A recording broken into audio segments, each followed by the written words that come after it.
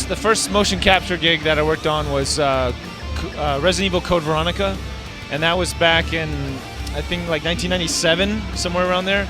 So I've been working on games for 15 years. I'm a veteran in the, so they say, in the video game industry. I used one of the first early motion capture systems. It was called a tethered system, where we actually had, or a magnetic tethered system, where we had wires coming out of us. We didn't use the reflective balls like we all use today. And I got the job because I was a stunt actor. I had worked on shows like Power Rangers, and I had a lot of like acting / physical experience. For the role of Chris, they were looking for somebody that could perform his own stunts, act, run around, be able to do it all without having to hire another stunt double or a different actor. And this all took place in Japan. So I was working with other Japanese actors, and I was the only white guy American actor there at the time. And then from there, it just progressed through the years. It progressed into the technology changed. I started doing more of the reflective markers, and the characters started becoming more in-depth, more film-like. The stories, the scripts. And then Devil May Cry came along, and I auditioned for the role of Dante. First for the motion capture. I got that part, went to Japan, and I did perform the motion capture. And then later, there was another audition for the voiceover part. And that was kind of my jump into the voiceover world. Up until that point, I really hadn't done any voiceovers. Just some really minor stuff here and there. A friend would ask me to help out with something. But it was really with the role of Dante that I really got my first juicy experience of voice acting.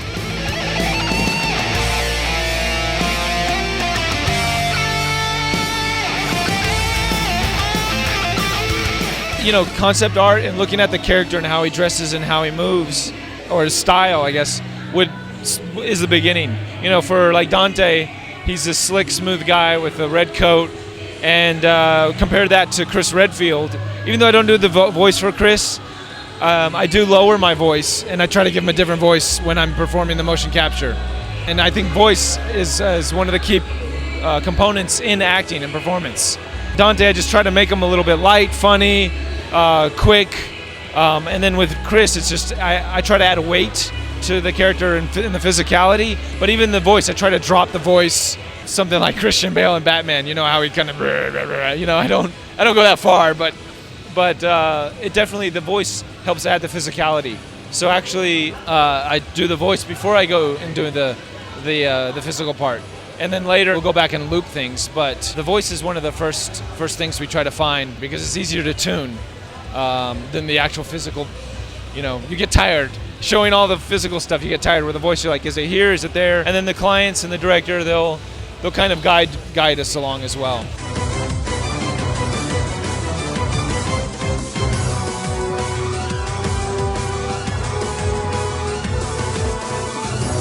I get help from the directors, and they kind of reel me into that world. They'll show me some of the concept art, or they'll show me some of the moves, or let me hear the old voice that we recorded before. So a reoccurring character like Ken or Dante I've had to go back and do many re-loopings for newer versions of the game. Usually it's just, you got to show me some stuff. The director will show me some previous stuff that we recorded, and then fill me in. Oh, here's who you are, where are we at, and then it just turns on, and then I'm going with it. It's all in the director's hands. I have nothing to do with it.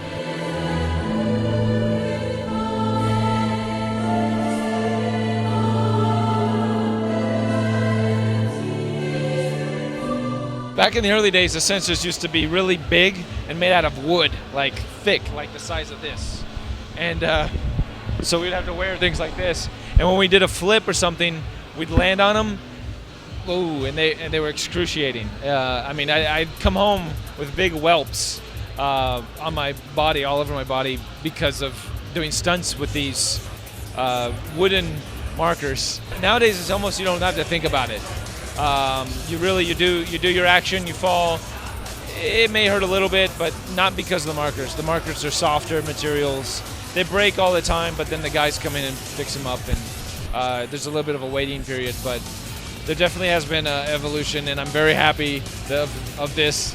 The technology has been on our side, the performer side, and for getting ready for a big stunt scene, it's really about it's the design and the choreography that goes into the scene. And if you have a good choreographer and a good stunt team, it's less work for me as a performer because it just naturally the moves match for the character. Usually, I for a lot of my work, I end up choreographing my own stuff because I come from that world. I had the opportunity to work with Jackie Chan and Sammo Hung and some of the greatest Hong Kong choreographers. They helped me. I really understand that action storytelling.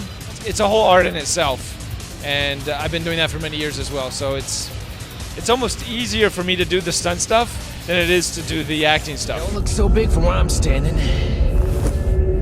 Now it's just you and me, Mr. Savior.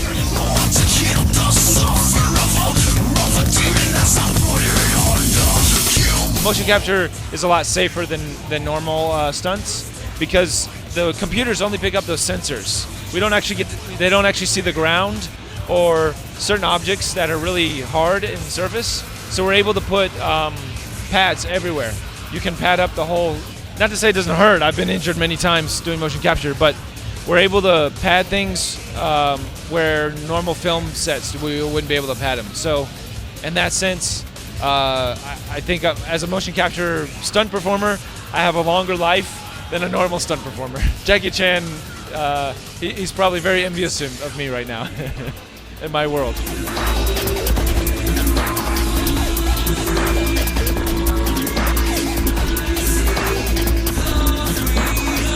Unfortunately, the stuff I'm working on usually is top secret. I can say though, The Last of Us, which is a game from Naughty Dog, I've been working on that. I can't really go into the detail because the game's not out yet, but I've been working on doing a lot of the stunts and fights and deaths. I probably die more than anybody else in the video game or film industry. I get hired to die like 50 times. Can you die this way? Can you die that way? How about this way? You know, in a typical day in the motion capture suit, I'll die at least minimum of 20 times, 20 different ways to die. So I have died in every way imaginable, every way. So Last of Us is one. Recently, a couple games that just came out that my company worked on as well as I did. Ninja Gaiden. I actually did the motion capture for the main villain in the cutscenes. Raccoon City, our company, we did the voiceovers. We recorded the voiceovers at our studio, Just Cause, in LA, as well as Soul Calibur 5. We did some of the facial capture, as well as some of the voiceover recordings in our studio.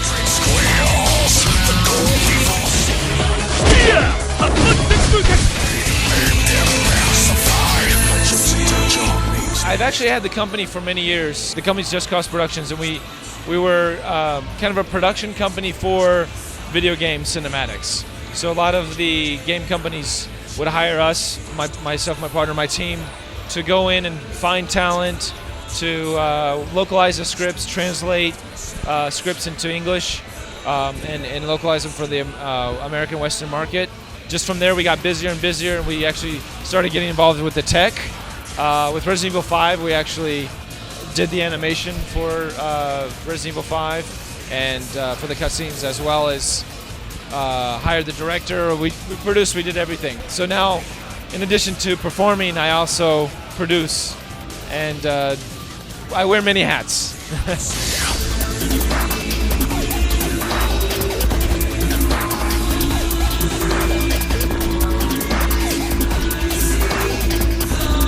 Definitely, my true passion is acting and performing, and just, you know, if I could do that every day, I would. But my second passion, or I should say maybe even more of a passion, is working with a passionate team. And the team aspect to me is very important, and working with the right group and the right people. So one of the reasons I formed the company was to bring together a team that really was passionate about their work and enjoyed what they're doing, and I think that ultimately that goes to show in the final product. If you really put your heart into the work, you can always see it in the final product. And you know, games like Street Fighter, Capcom, Naughty Dog, all these people are amazing, and there's so much passion in what they do. So right now, as a performer, I still hire myself out. I go to work with other passionate teams, but for me, passionate team is number one, and then performing is number two. I'm kind of getting the best of both worlds right now. having my own company, I get to work with a passionate team.